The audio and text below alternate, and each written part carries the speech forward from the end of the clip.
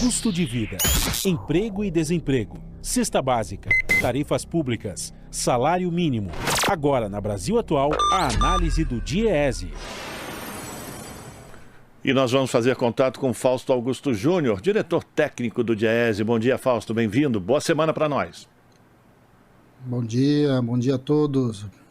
Vamos lá, vamos falar com o Fausto. A gente vai começar, Fausto, falando contigo sobre as medidas que foram anunciadas pelo Fernando Haddad na última sexta-feira, as primeiras medidas econômicas, e de que forma isso também pode impactar na vida do trabalhador brasileiro. São, enfim, informações que muitas vezes são técnicas e deixam as pessoas sem entender o que isso pode significar ou como isso pode impactar na vida delas, né? Mas as medidas do Haddad, segundo ele, permitem um ajuste de até 242 bilhões de reais. E uma das iniciativas dessas medidas, e eu queria uma avaliação tua, porque isso pode dar um refresco orçamentário para o governo, é trabalhar na retomada do voto do CARF, o Conselho Administrativo de Recursos Fiscais, que, segundo Fernando Haddad, tem 1 trilhão de dívidas de empresas e impostos atrasados em julgamento ainda, e isso pode dar um alívio muito forte. Aliás, quando eu li 1 trilhão de reais, eu lembrei até do falecido, né, o Guedes, que sempre falava em 1 trilhão, 1 trilhão. Bem, vamos lá. Primeiro que é importante a apresentação das medidas, né, pelo atual ministro da Economia e da Fazenda, agora, Fernando Haddad, a equipe econômica, não trouxe nenhuma grande novidade, não trouxe nenhum grande malabarismo, nenhuma grande mágica, como a gente está acostumado muitas vezes com planos de governo e etc. Acho que essa é a primeira questão. São medidas da área econômica, são medidas importantes e que vão continuar acontecendo. Essa, na verdade, são só algumas das medidas que tendem ali a melhorar as contas públicas. E a ideia de melhorar as contas públicas, inclusive pela fala do próprio ministro, dos ministros, né, da área econômica, é um processo contínuo. Então, o que a gente tem ali do ponto de vista de medida objetiva é uma mudança ali no voto de qualidade do CARF, ou seja, na verdade, nas pendências tributárias entre empresas e entre governo, afinal de contas, quem fica com o voto de Minerva ali?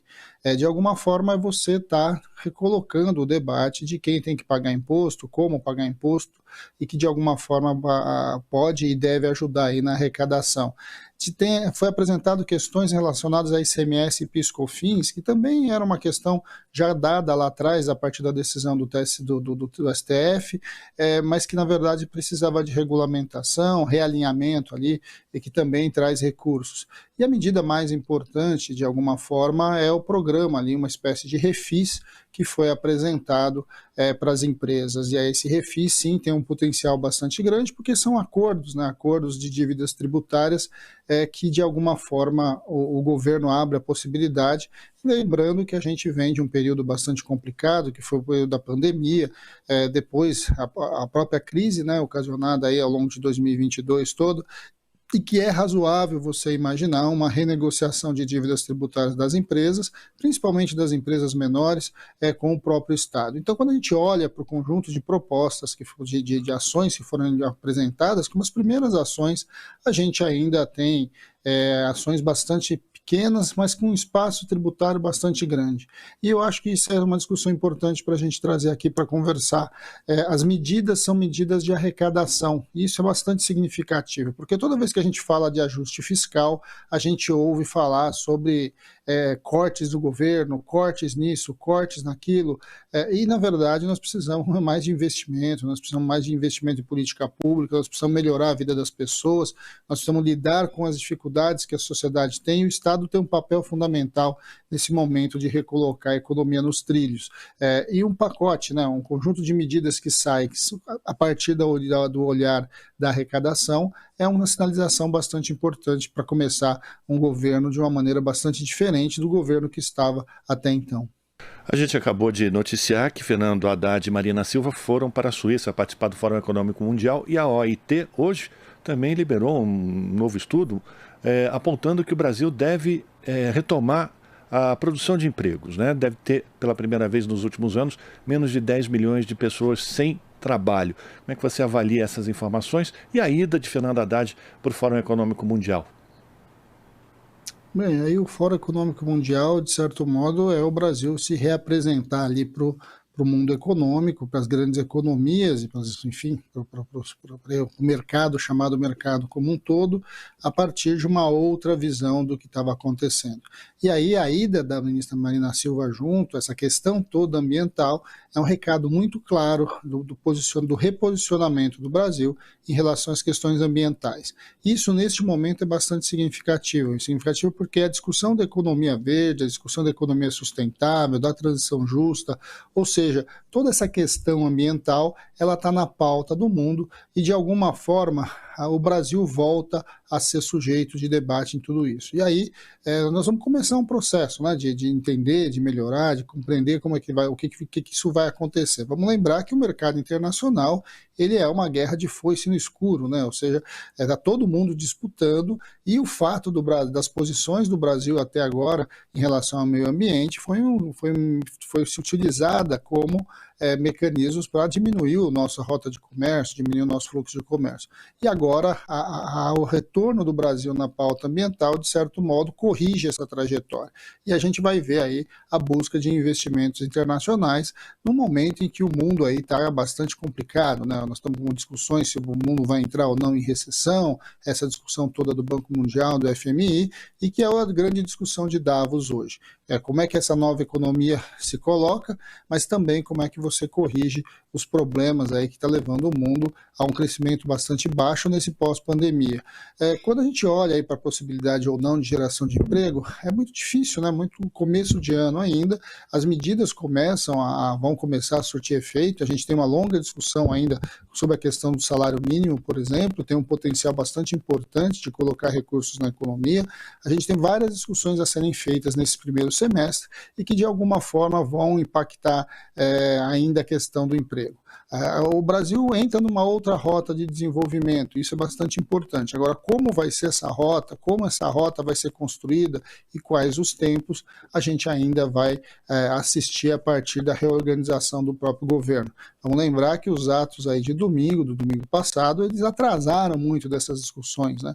Então a gente ainda está sobre o impacto de tudo o que aconteceu dessa tentativa de golpe aí do 8 de janeiro, mas que de alguma forma o Brasil vai voltando aos trilhos. A gente está conversando com o Fausto Augusto Júnior, que é diretor técnico do Diese. Fausto, vamos falar agora de medidas que têm efeito imediato. A nova presidente da Caixa, nova presidenta da Caixa, Rita Serrano, já avisou que vai suspender o pagamento do crédito consignado para aqueles que recebem dinheiro do chamado Auxílio Brasil, que vai voltar a chamar Bolsa Família. E que essa revisão faz parte da Caixa também dos juros que são cobrados nesse tipo de modalidade. Mas é importante essa medida da Rita Serrano porque, na verdade, retirar dinheiro ou você oferecer crédito consignado com um auxílio emergencial, essas coisas não combinam, né? Bem, a gente já tinha falado isso, né, que quando a gente está falando do Bolsa Família, nós estamos falando de segurança alimentar, nós estamos falando de uma base de recebimento que as famílias muito pobres recebem do Estado brasileiro para poder garantir comida na mesa, para garantir que ela tenha comida para sua família. Quando você coloca este recurso para dentro do sistema financeiro, uma área, né, uma parte da população muito carente e que certamente qualquer possibilidade de novos recursos vai ser absorvida. O problema é que no mês seguinte você vai ter menos recursos para garantir alimentação e no mês menos ainda, e uma parte desse recurso acaba sendo consumida por juros, vão sendo transferida dos mais pobres para o setor financeiro, ou seja, para o setor mais rico. Não faz sentido, né, você trabalhar consignado a partir do Bolsa Família.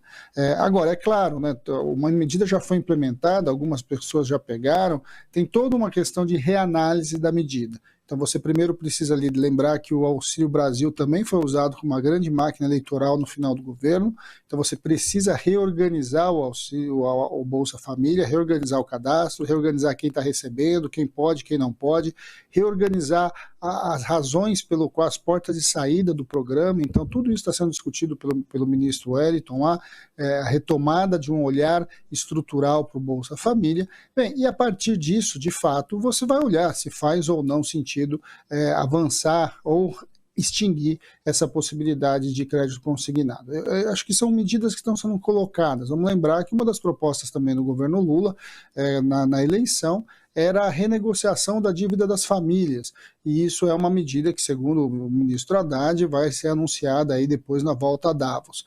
Quando a gente assistir um pouco essa reestruturação dessas medidas, a gente vai vendo como você vai arrumando a casa. Você precisa acertar o cadastro do Bolsa Família, você precisa garantir que o Bolsa Família cumpra o seu papel, que é a segurança alimentar, que coloque criança na escola, que as crianças voltem a ser vacinadas, e na outra ponta, como é que você reorganiza a questão do crédito dos mais pobres e do crédito em geral no Brasil, uma vez que não foi só as empresas agora estão renegociando dívidas com o Estado por conta do pacote agora que foi anunciado pelo Haddad, mas as famílias também precisam de uma alternativa para resolver o problema das suas dívidas que foram contraídas nesses anos, tanto de pandemia quanto de crise econômica. Então a gente está num daqueles momentos em que a gente vai corrigindo rotas, né? E aí suspender efetivamente o consignado do Bolsa Família, do Auxílio Brasil, é uma dessas correções. Para tudo, vamos reorganizar, vamos olhar novamente como é que isso vai se estabelecendo e a partir disso você vai reorganizando a política. Então, está tudo dentro do roteiro, né? Tudo dentro do pensado, do que pode ser feito e o que deve ser feito. Agora, vamos ver como é que essas medidas vão impactar e como é que elas vão se efetivando aí e melhorando, né? E colocando as políticas para melhorar a vida das pessoas que mais precisam, que é o caso aí do Bolsa Família. Sem dúvida. Bom, e ainda sobre essa questão da renegociação das dívidas, a Rita Serrano falou que o programa da Caixa, né, chamado Desenrola, vai ser apresentado já agora no início de fevereiro. Mas aí a gente cai também num outro problema, né, Fausto? Porque as pesquisas mostram que o grande fator da inadimplência das famílias brasileiras está no cartão de crédito.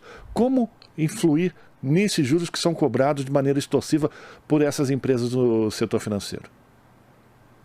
O Brasil ainda está com uma taxa de juros muito alta, né? A própria taxa básica de juros parou num patamar muito acima. E eu acho que essa é uma questão que vai ter que ser discutida. Quer dizer, a autonomia do Banco Central também coloca limites para a política econômica, que o governo vai fazer. Então, acho que essa é uma questão que está colocada agora. Agora, é claro que nós precisamos fazer uma discussão séria nesse nosso país com relação aos spreads, quanto que se gasta no Brasil com juros, quanto as famílias comprometem da sua renda com juros. Esse é um debate que precisa ser enfrentado e é um debate que a gente vai ver como é que o próximo governo como é que o governo vai avançar a partir de agora. Não há a menor dúvida que renegociar a dívida das famílias é importante. Agora nós precisamos lidar com a questão estrutural no Brasil, que o custo do dinheiro é muito caro. É caro para as empresas e é caro principalmente para as famílias dentro dessas modalidades que são muito piores, né, como cartão de crédito, como cheque especial. Então, lidar com tudo isso agora, eu acho que é uma grande questão colocada para a gente, mas que já faz parte de um problema estrutural, que a gente espera aí que o governo comece a enfrentar, aí, seja pelos bancos públicos, seja ação do próprio Ministério da Fazenda e da equipe econômica como um todo. Agradecer a participação de Fausto Augusto Júnior, diretor técnico do Diese aqui no Jornal Brasil Atual. Fausto, boa semana para você, a gente continua em contato. Boa semana a todos, até a próxima. Fausto Augusto Júnior, aqui no Jornal Brasil Atual.